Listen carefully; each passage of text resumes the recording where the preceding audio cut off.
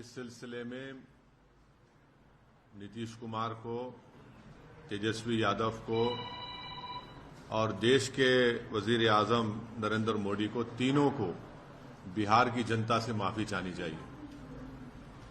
और तीनों पार्टीज ने मिलकर बिहार की जनता को जो बातें की हैं और जो वादे किए थे और अपनी पॉलिटिकल आइडियोलॉजी की बात की थी, उन सब तीनों ने मिलकर बिहार की जनता को एक बहुत बड़ा धोखा दिया है।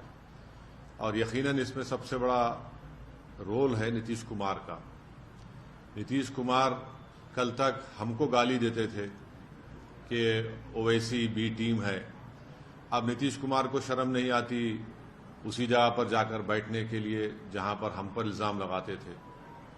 और नीतीश कुमार ने पॉलिटिकल अपॉर्चुनिज्म कहना तो अंडरस्टेटमेंट होगा, उन्होंने हर चीज का रिकॉर्ड तोड़ दिया है और कोई उनकी बात का न एतबार है न भरोसा है। मैं शुरू से कह रहा था कि नीतीश कुमार फिर से बीजेपी में जाएंगे, मगर लोग हमारी बात को यकीन नहीं कर रहे थे।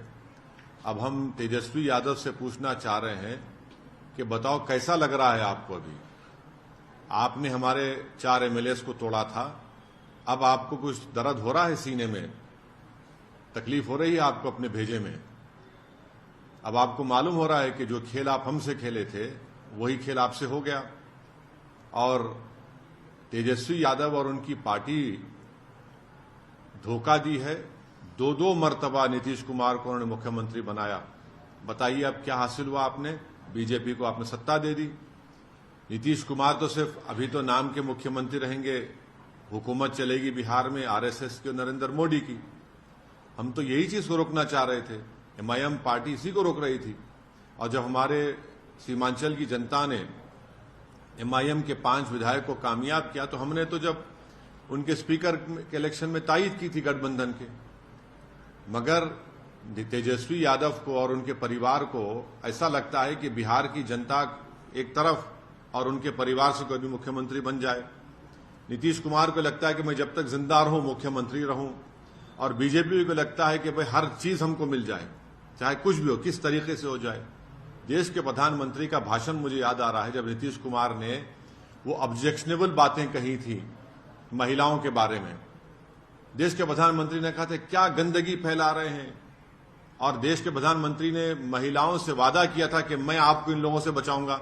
अब देश के प्रधानमंत्री खुद नीतीश कुमार को बाजू बिठाकर चाय पिला रहे हैं। तो इसका टोटल ये है कि बिहार की जनता का एक बहुत बड़ा नुकसान और धोखा उनको दिया जा रहा है। बिहार में डेवलपमेंट रुक चुका है, अफसरशाही बढ़ चुकी है, और हम तो शुरू से सीमांचल की लड़ाई लड़ते आए, लड़ते रहेंगे। और इससे जनता को फिर से मालूम हो गया कि एमआईएम और ओवैसी जो बात कह रहा था कि सेकुलरिज्म, पॉलिटिकल सेकुलरिज्म सिर्फ इस्तेमाल किया जाता है भारत के मुसलमानों को धोखा देने के लिए, और अब की बार फिर से धोखा दिया गया है बिहार के मुसलमानों को सिर्फ सत्ता में आकर बैठने के लिए। मैं उम्मीद करता हूं कि न सिर्फ बिहार बल्कि पूरे देश के जो अल्पसंख्यक समाज, मुसलमान और जो हमारे सेकुलर जहन रखने वाले हिंदू, ओबीसी और दलित भाई हैं, वो देखेंगे इन चीजों को कि कैसे सेकुलरिज्म के नाम पर चुनाव में तो वोट लिया जाता है और उसके बाद फिर आपके वोट को ले जाकर आरएसएस और मोदी के झोली में रख दिया जाता है। तो उम्मीद करते हैं कि वो इससे एक इसका नोट लेंगे और उन पार्टीज का साथ देंगे जो आपकी पॉलिटिकल लीडरशिप को डेवलप करना चाहती है।